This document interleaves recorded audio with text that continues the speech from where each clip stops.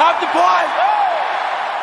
G'day guys, Nate here. Day 5 in the books of Collingwood's trade period recap, and there's finally been a move at Collingwood.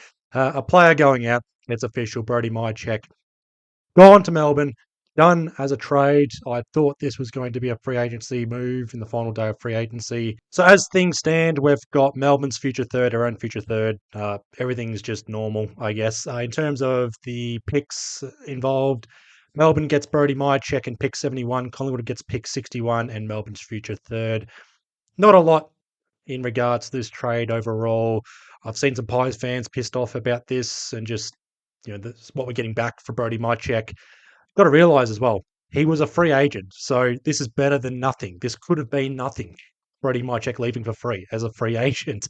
So I will accept this. We go up the draft board from 71 to 61. As things stand, we've got pick 39, pick 59, pick 61, and pick 77. So it looks to be pick 39 will go towards Zach McCarthy, and picks 59 and 61, if Jy Simpkin is bidden on before that, we'll use those picks to get Saxena.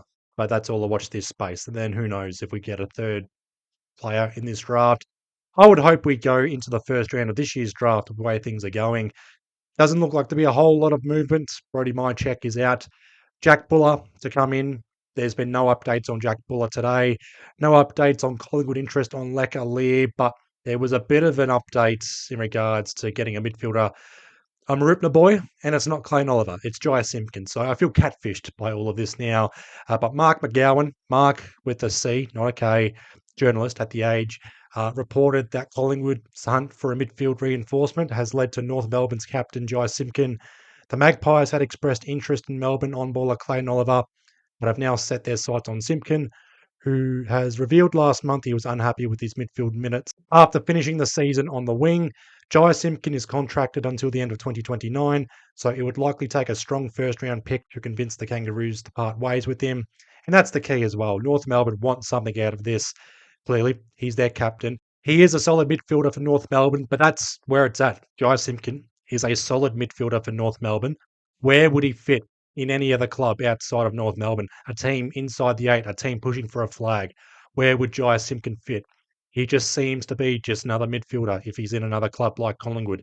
And I don't want to insult Jy Simpkin or North Melbourne on that, but that's just the nature of it as it is right now. Serviceable player for North Melbourne, leader, experienced player at North Melbourne, but that's where it's at. And North Melbourne, though, fair play to them. They should be asking for a convincing first rounder. The only first rounder I think Collingwood would entertain, though, would be the 2027 first rounder.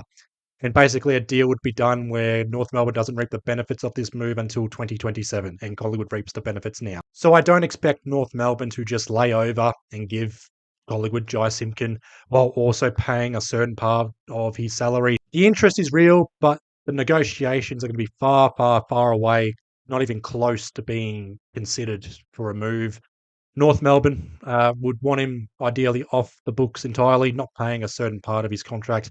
And fair enough, you don't want a former captain of your club playing at another club while still paying their salary. So fair play to them on that, but Collingwood is reluctant to give up a first rounder of any sorts for Jy Simpkin. 2027, that first rounder gets pushed out into the 20s because of Tasmania.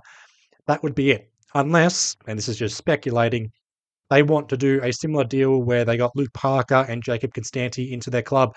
Maybe we offer up Tom Mitchell and maybe Jacob Ryan or just some random youngster we have not trialed. The sweetener in that sort of deal, that's about it. That's just speculations and whatnot.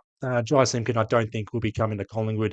And I know I said that we do need some midfield depth and we need a second best midfielder to support Nick Dacos. Jy Simpkin is looking for inside midfield minutes in particular. And beggars can't be choosers, but I think I'd rather just hold the fort with what we've got, bite the bullet if we are going down the ladder this year, or next year that is, and then just focus our salary on Zach Butters and hopefully Ben King as well. Or just keep our first rounder as well and draft a quality midfielder in next year's drafts. Or we move our first rounder this year into this year's first round and get a midfielder this year if there's someone screaming out to be picked up. Ollie Greaves, for example, a wild card selection like that. But that's draft talk. That's another month away. In regards to Jy Simpkin, he'd be just another midfielder for us. We've had Taylor Adams. And Jy Simpkin's entries inside 50 just they don't move the needle for us. In fact, they're just a liability. What I will say, Jy Simpkin is an experienced head, leadership, disciplined as well. His best game this year, weirdly enough, was the Indigenous All-Stars game. He was the Polly Farmer medalist there. Very good game from him. Bobby Hill was probably the second best on ground in that game as well. But for Jy Simpkin, the weaknesses involved would probably be in regards to his defensive game, just where he positions himself at stoppages as well. He's not known for being a stoppage clearance beast or just a clearance beast in general. He's just a solid hand in the midfield, and that's where he's at. North Melbourne's looking to go younger with their midfield group. Davies Uniacke, Sheasel in there, Lord Wardlow when he's fully fit. Colby McCurch is probably going into their midfield as well. A few other moving pieces as well for North Melbourne. They probably would ideally get some more experience in the midfield. That's not Jy Simpkin.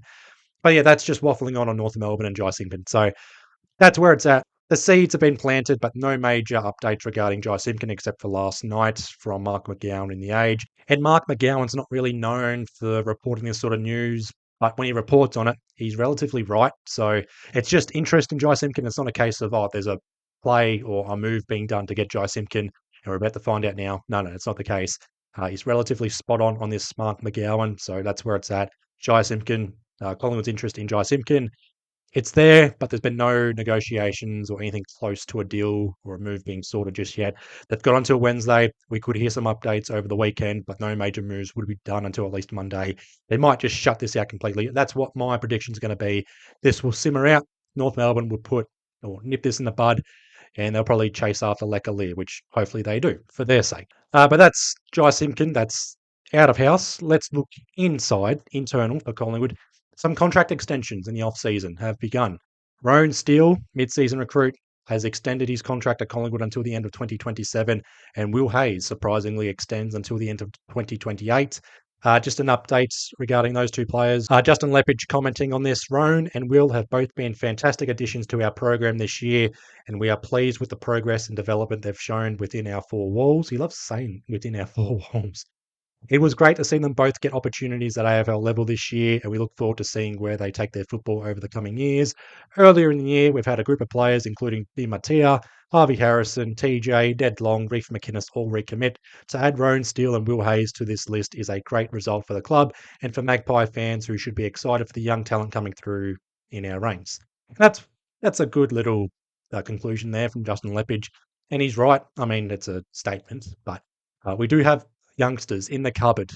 We can rely on them, maybe not rely on them, but guys like Di Mattia in the midfield, Harvey Harrison. I'm looking forward to seeing Harvey Harrison in the trenches again at AFL level. TJ across halfback, Ned Long still on the rookie list. He should be on a senior list, but Ned Long breakout year. Reef McInnes committed to a backline role. Hopefully he's fully fit for next year.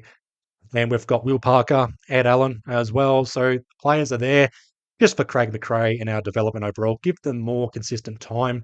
Don't bring them up for a few weeks, then drop them.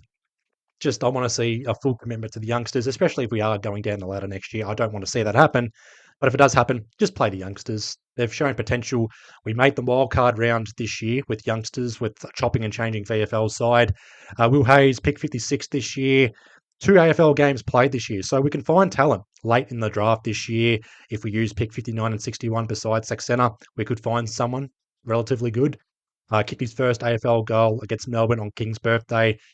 For the season, 15 VFL games, 13 VFL goals. He averages just over 10 disposals a game, just under 2 tackles a game, and 2.5 inside 50 entries. So nearly a goal a game, 10 disposals, 2 tackles, 2.5 inside 50 entries. Just repeating myself. His solid first year. The worst case scenario is he has the second year blues and he's still out of contract. So commit to him now.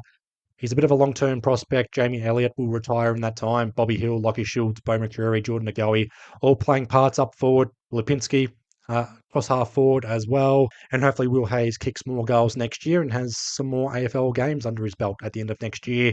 And Roan Steele, mid-season recruit, 5 AFL games so far, made his debut against Carlton, held his own in his debut game, also played 2 finals. Hasn't kicked a goal at AFL level, but he's played 6 VFL games, kicked 8 goals in the VFL, including 4 goals against Geelong. Pretty much won us the game in that VFL game against them. Averages 19.9 disposals a game, but let's be generous, 20 disposals a game, and also 3 inside 50 entries. Very efficient going inside 50, can find a target, when the pressure's high, and Roan Steele is a player of the future. I'm not too sure if this is a promotion to the senior list or if he remains on the rookie list. Still eligible to remain on the rookie list. We'll find out. If he's promoted to the senior list, it does make our list spots a little bit tighter. So better watch this space there. But if he's on the rookie list, I guess one spot better for Collingwood there. Just an update on Bobby Hill, and it's a brief update because he's not leaving this year. Just nip that in the bud. He's player manager. Don't have his name down, but I've got his quotes here. He said on Trade Radio today, Bobby Hill will be at Collingwood at next year. It took us all by surprise, to be honest, when that was reported. That was the Sam Edmund stuff during the week or last week. It hasn't come from us. It hasn't come from Bobby. It hasn't come from the club or anyone close to Bobby Hill. We're all pretty much aligned with wanting to get Bobby back out there and playing his best footy next year at Collingwood. He loves the club and the club loves him. We love him at the Pies, so there was really no angle that you could come at with this sort of offer other than he's going to be at Collingwood next year. So that's where it's at, unless something major happens. I've said that before with Bobby Hill. And I back Bobby Hill and his player manager here. His name's Tom Mack something. But Bobby Hill staying at Collingwood.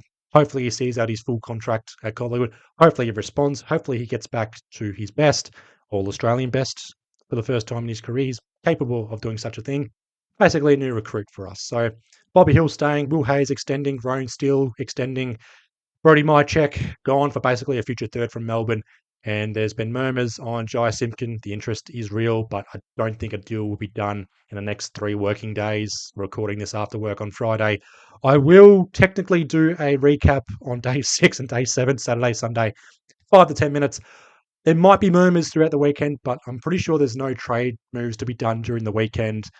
But might lead to a few topic videos. I am thinking of doing a top 5 best trade moves Collingwood's done in the 21st century for either Saturday or Sunday, and vice versa for this, because it will also include the top 5 worst moves made by us.